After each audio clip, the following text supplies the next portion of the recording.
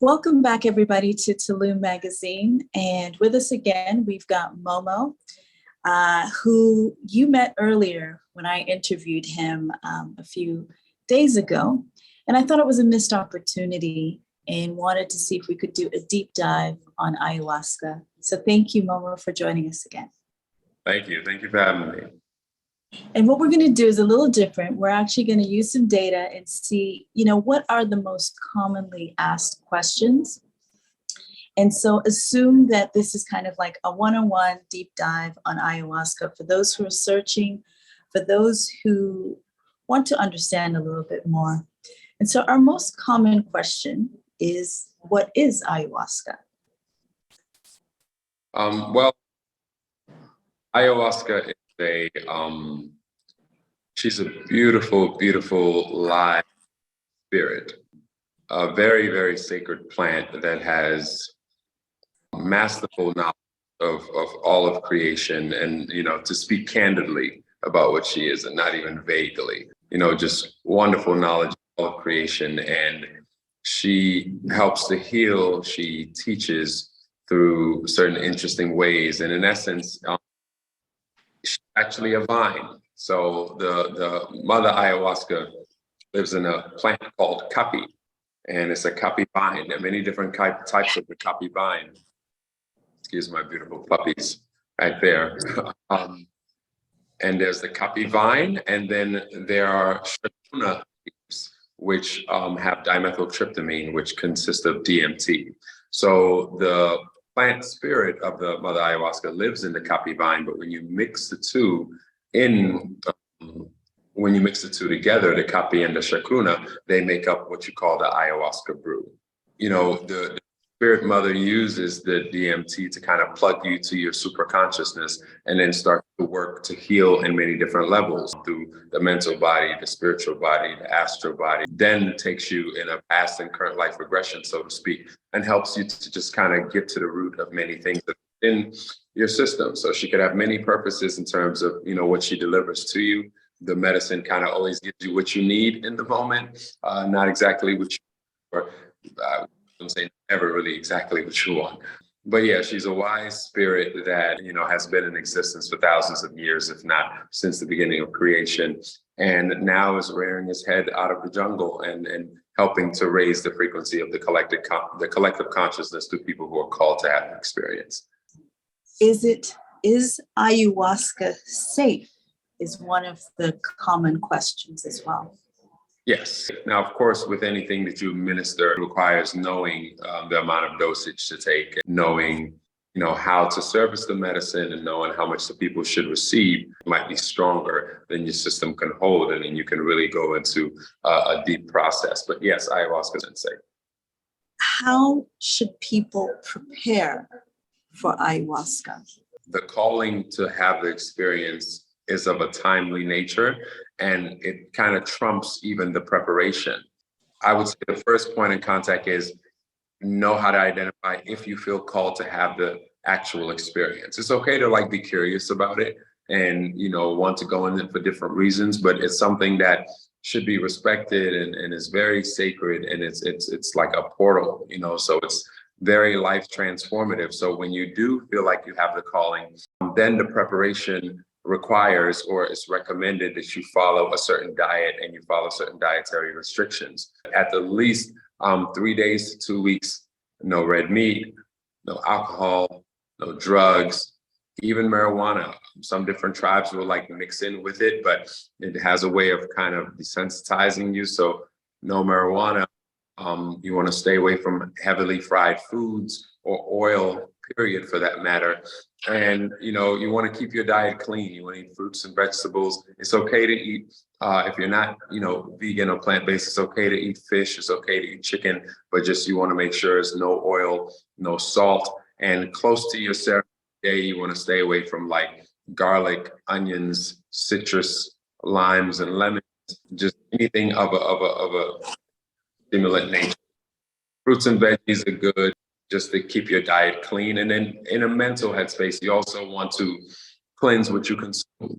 So if your mind's usually in a lot of cyclical entertainment and you're drawn to just a lot of consuming a lot of content that's not really healthy for your brain. It's like you want to put yourself in a state. But then also when you're to the medicine, oftentimes than not, you're working through some kind of healing process, and many things that you're used to consuming, that you're conditioned to participate in, sometimes they're not so easy for you to stop. So try to prepare as much as possible. But if your preparation isn't perfect, that's nothing major. You know, at the end of the day, you just want to kind of show up with an open heart, ready to receive, and see what the Astros has in store for you. One of the sort of the third most common question, and I'm not quite sure the context of what you're thinking, is how long does ayahuasca last?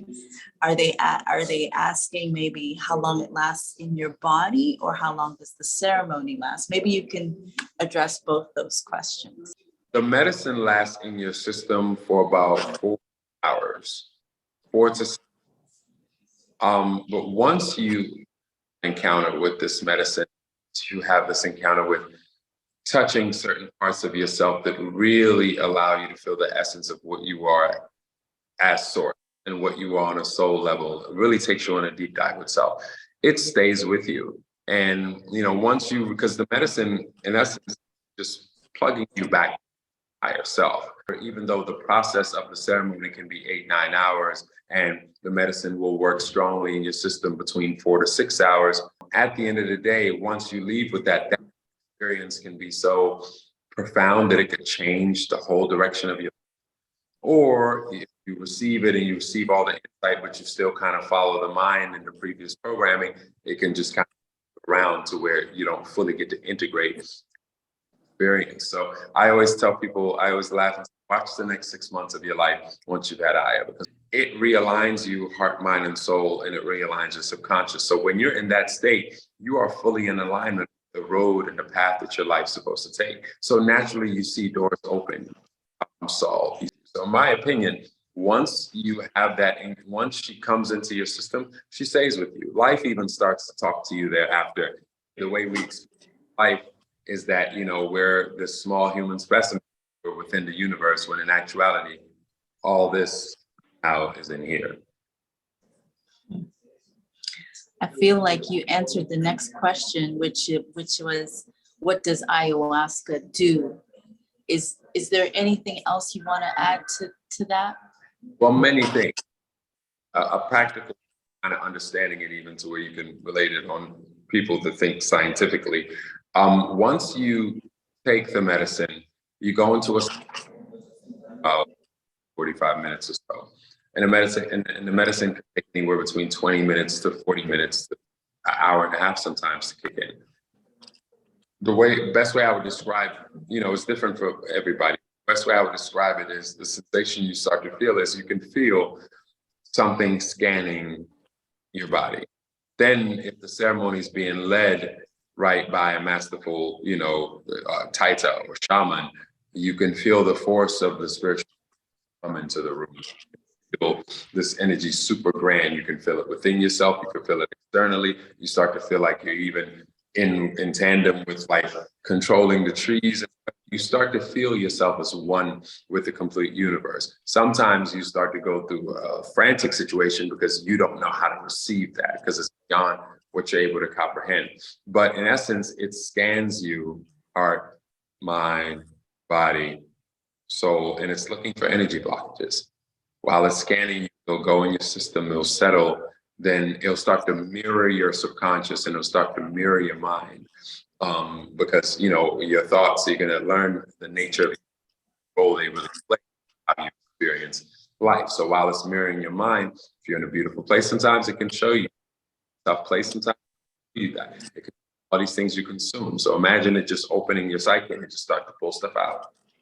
So in that sense, it's beneficial to play witness consciousness, to where you're just able to watch everything without fully attaching to it.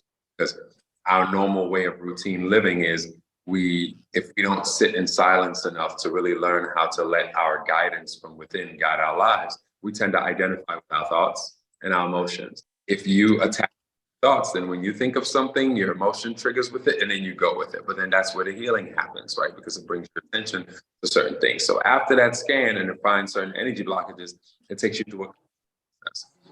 super liberating. But there are many different ways to release energy and to purge. Sometimes your body could just feel extremely warm. Sometimes you could feel cold. Sometimes you could just, your body part would be shaking, which in the jungle, they call it the power of the medicine. And other times, purge through vomiting. Vomiting, puking you're used to, you'll even hear sounds and tones that you had no idea can come up out of you. So it's trying to liberate that. And you know, our conscious mind is set to protect us also with our ego. Many people talk of ego, but it's still a tool that serves you. So your mind has a way of helping you to cope with certain realities. Well, the medicine takes that veil off. It helps to clean different things, levels. After that purging process, then she takes you through like a past, current life regression. And that's where the ethos, which is the sacred songs of the medicine, implementation, or whatever's being facilitated in the space in terms of sound and vibration, that starts to guide your journey through your process. So that's where you surrender, because your mind can be in a state where it's analyze everything, it's trying to understand everything, and it's trying to relate it to. It can rationalize, but space of the mind, you know. So the tool in surrendering is to try to let the medicine guide the journey. That's why when you're in ceremony, it's important to drink more medicine. You know, so oftentimes people will go, and I always tell, if it's your first time, I have one recommendation: at least take the second cup, because that allows you to get slowly out of the way to where it can really take you in this regression. And then during that, you can, you know, it's beyond space and time, so you can experience things that are just in your DNA. You can experience getting a lot of information about life, nature, creation. It can show you very vividly, like, look at yourself, look what you've been doing, look at what you've been saying, look at how you've been living, look at how you deal with your habits. You see that thing you did right there? You know that ain't right. You know, so she can, and she's witty. It has the most interesting sense of humor, just like God and creation itself. You know, it has the most interesting sense of humor, because it starts to show you what's beyond divine veil. And sometimes it could be scary to look at, because it could be humbling when you realize that the all-seeing sees everything. So notice that at first you could be a little shocked, but like, wait, you mean to tell me? Yeah. You know, it's like, newsflash. Wow. This is my own question. Does it manifest as like a voice you hear, or is it visual, or is it different for everybody? Different for everybody, and all of the above. So when, like, not just a voice, it's like you talking to your higher self, and it's like, and then she'll speak to you through people in the room, and speak to you through, you know, memories and visions and the whole 9 yards. But she's a master teacher, and that knowing starts to come into your psyche. Ooh, it hits heavy, you know, and it shows you the nature of how we deal in human beings, and the nature of our specimen as a human species in general. Because we have encounters with people as we move through life, and many times we're not able to tell that encounter is a mirror of a sort. Sure, you sovereign light vessel, right? But everything that comes in, if you look at it through any fluid, we're all in a mingling and in a moving within each other. So I'll give you an example. If next time a person asks you for advice, realize while you're giving them advice, it's the same advice you need to take, and it's literally the same advice you need to hear in the moment. Next time, I have experienced that. Yes. You know, and it's a beautiful thing to witness if you're able to kind of receive that. Next time you look out and judge, realize that when you're coming from a low dense frequency, such as like judging something, or in the trepidation, or in the doubt, that's the only thing you can manifest. The divine law is always is also set to where it's not biased. It's not about good or bad. It literally just can mirror what you are as the creator. So everything you see outside of yourself that you project, it's your projection. You know, everything you experience, I say you walk in a room right now and you see 50 people in there, and they all look very different from you, and you're the only one of your so-called separation kind in the room. Internally, if you automatically feel like, okay, this is a lovely room, or lovely, feel right at home here, that's what you feel and that's what you project. Even if something comes into test, such as you looking at somebody and you getting the sense that they're not on that same kind of vibe or frequency, how you, that all has to do with where you are internally. You know, in the adverse, walk in skeptical, feeling out of place and feeling like they're probably looking at me like this and they're probably judging me like this. Those are all self, you know, so it really always matters where you are inside yourself. And the medicine teaches you that. If you consume a whole bunch of garbage all the time in your mind and you don't have a way to kind of filter that, it'll show you where you are. You know, it'll show you where you are. And then that's the opportunity then to see that and then determine, okay, do I like that? That's amazing. Very common question is, where is ayahuasca from?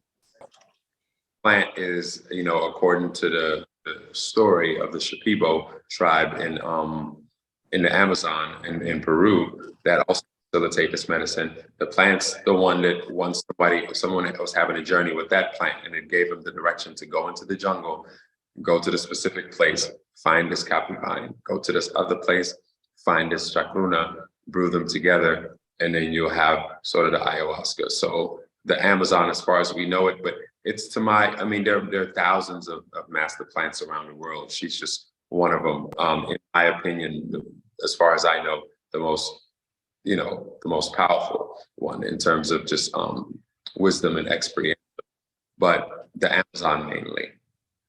We also get a question that's just asking, and I think you might have mentioned this, is ayahuasca DMT? DMT is part of the substance, but ayahuasca is not DMT. It just because, you know, Aya encompasses everything that is a part of the creation to teach you and to teach lessons. And I'm sure there are other reasons of its existence on its own, right? Because, it's such a masterful revelation when you're in that space. Like I always tell people, whatever you imagine, like amplify that times 10,000 and you still wouldn't be able to touch the depths of what this thing really about, what it's really about. But is ayahuasca DMT? Through our 5 senses, or 6 to 8 senses, if you will, we're able to operate within that field of DMT. We have certain things in our body, especially the biology in our gut, that prevents us from taking in too much DMT, because if we do, we won't be able to stay stable here in the 3D. But when we're born, we feel a heightened level of DMT because the spirit is coming into the vessel. And when we transition, the same, you have higher levels of DMT going through your system at that time. So with the ayahuasca, the copy has certain properties that allow you to consume more DMT than you, that your body naturally allow you to experience. And that's why you can have the multidimensional experience while still being present while you're in the medicine. Wow, I did not know that about birth and death and the connection to DMT. So is DMT a naturally occurring substance? A naturally occurring substance, you produce it in every moment, every single thing has it. Interesting. Okay, another common question. What does ayahuasca taste like? Your very first time for most people, they'll be like, oh, y'all are exaggerating. This isn't that bad. Or they're feeling that there's some kind of thing on the other side. So they'll be super excited. And some people might be like, oh, it even tastes good. It is absolutely terrible. Because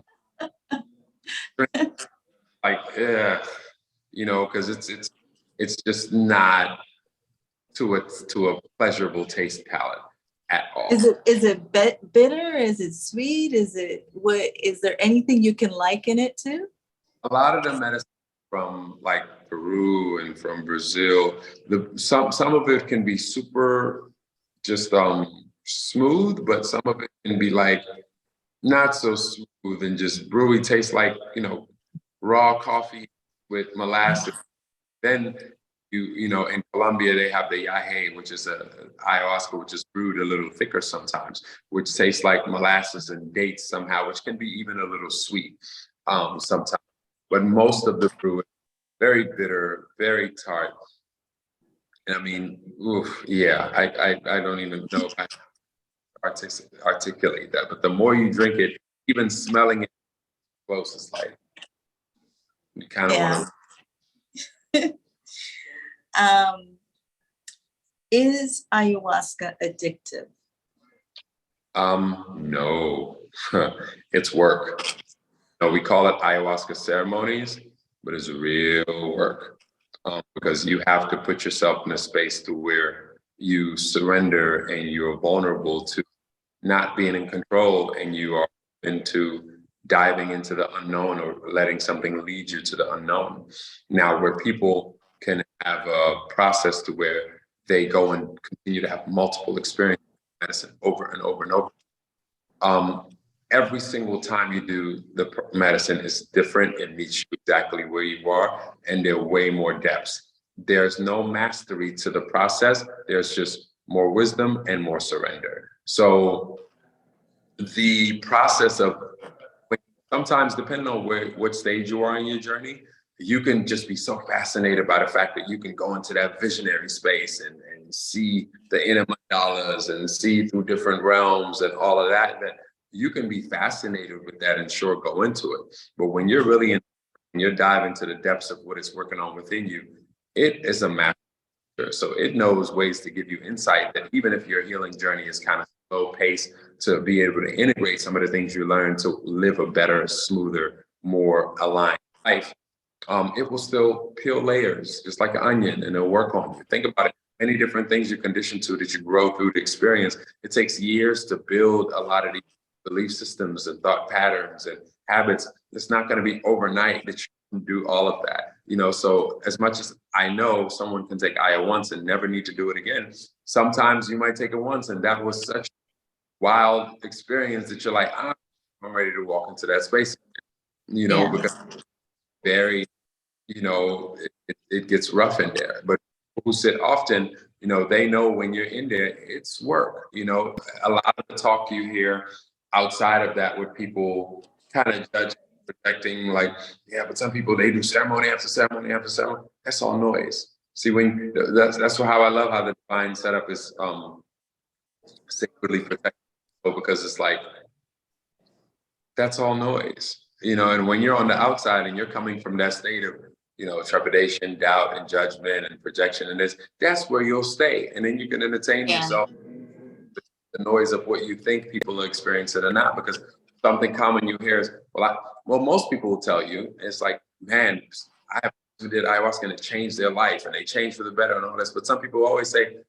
I know Johnny did still a piece of and he's still a such and such. And it shows you that as much as we're a collective, just your process is about what's going on with you and where you are. So you think you're walking in there to meet some kind of external entity to do outside things. No, you'll come face to face with yourself. So, all outside, once it comes, that work, it's really, really tough work. And this is my favorite analogy that I think recent like to think when I say to that. When someone goes to drink alcohol or people make a natural habit of partying, and this, very seldom do people who are involved in that go and judge them like, oh, are you drinking again this week or this week? Yeah. So people to be dabbling that will help to elevate them in their own personal journey and growth. I'd rather they be dabbling in that than something that's toxic for them. That's a fair analogy. One last question, because I think this is probably important, because I think people are asking it from many places. A common question is, does ayahuasca heal your body? Oh yeah.